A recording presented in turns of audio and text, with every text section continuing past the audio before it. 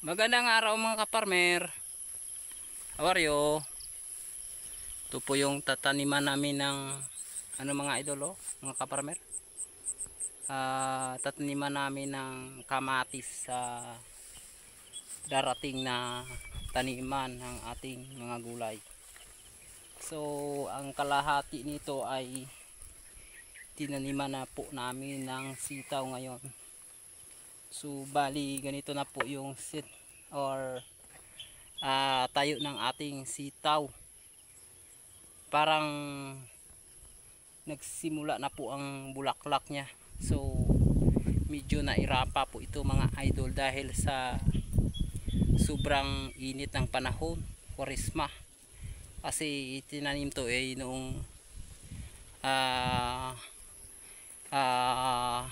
April 1, first week ng ating bulan ng Abril.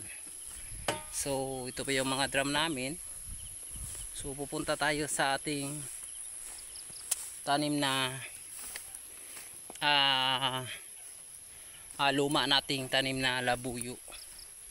Dahil makita natin na idol nga parang ang dami ng bunga pero walang dahon mga idol. So makikita man natin mamaya sa ating video, ipakita ko po sa inyo. Shout out sa mga nanonood sa akin, sa mga nagsusuporta nga laging nanonood sa aking video. So by the way, kumain muna tayo ng banana habang nagbibideo kasi naramdaman ko na wala akong pang merienda sa hapon. Ganito lang po kumain mga idol kapag nagtrabaho yung kamay natin. Kumain tayo. So pumasyal-pasyal po tayo dito sa ating tanim na siling labuyo. Sinasabi ko sa inyo nga parang nauubos na po yung dahon niya pero marami pa ring bunga mga ka-idol. So tingnan nyo po yun, tingnan nyo idol ang dami ng bunga ng ating sili ngayon. Pero di masyadong maasahan natin kasi almost may lapnos. Pero marami pa rin mapipili mga idol. So hapsay pa mga idol or maganda pang quality ng iba dolo. Ayan. Ayan dolo. Ito.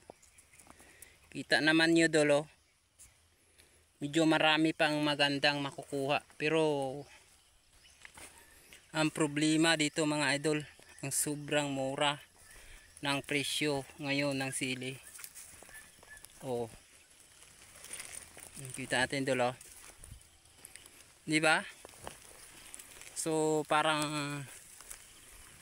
tupong pa sa atin yung haba ng sili, pero makita natin ang bunga dolo. Sa mga ulan pa, uulan talaga pero almost wala nang dahon to dol. So ganito talaga ang mangyari ng ating labuyo kapag ito ay nasubrahan sa init. Pero idol, maniwala kayo, pagdating sa tag-ulan mag-maintain tayo dito. Huwag natin patayin to, sayang to dol. Kasi alam nyo ang sobrang taba nito pagdating sa ulan. So nag-ulan kahapon, thank you Lord kasi nagkaroon ng ulan. Ayan, kahapon mga idol ay nagkaroon talaga ng malakas na ulan. Yan dahilan na parang natuwa ng ating farmer dito. Siyempre matuwa tayo. So ito yung dinaanan ng bungkal namin dolo, mano-mano dol mga ka-farmer. Ayan. Ayan, hala. Paano tayo makadaan dito? Kasi yung sili ay lumagpas pa sa atin ang haba. Tenda ang banda dol mga ka-farmer. Kasi napag-ikot-ikot na ako dito para tingnan ng sitwasyon ng ating siling labuyo, kung paano natin i-recover. So nagpasalamat tayo sa ating Panginoon dahil maaga pa ng Mayo ay binigyan na tayo ng magandang ulan. So ang ibig sabihin nito ay yung labuyo natin, yung mga tanim natin nga dati ay talagang mabubuhay naman ulit.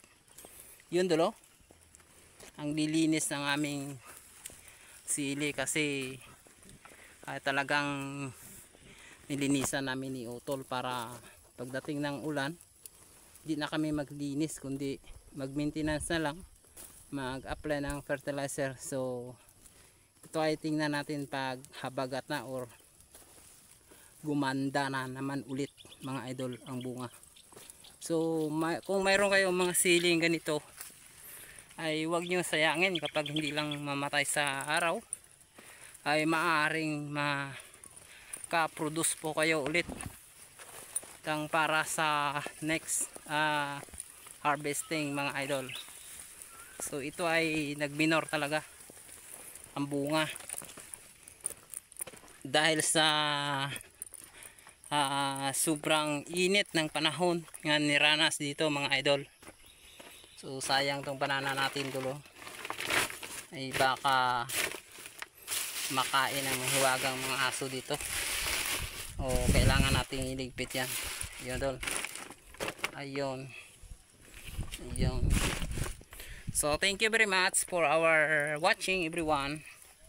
So sana all suportahan nyo po kami dahil yung mga dati ay hindi ako masyadong nakapaggawa ng content. Pasensya na po mga taga-subaybay ko, mga subscriber. Thank you very much and God bless. Pauwi na po tayo. So pero makita namin natin na talagang tingnan nyo po dola, napakaganda ng sili natin, oh. Ayun, oh. Yun dulo. Yan. So mag-harvest naman tayo. So ang lalaki pa ng mga bunga dol. Yun ang lawak pa namang sili namin labuyuan dol. Hanggang dito.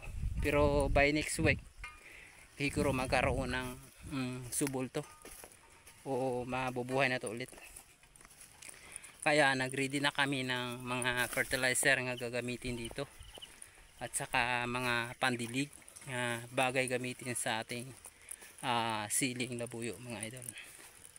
Thank you very much. God bless.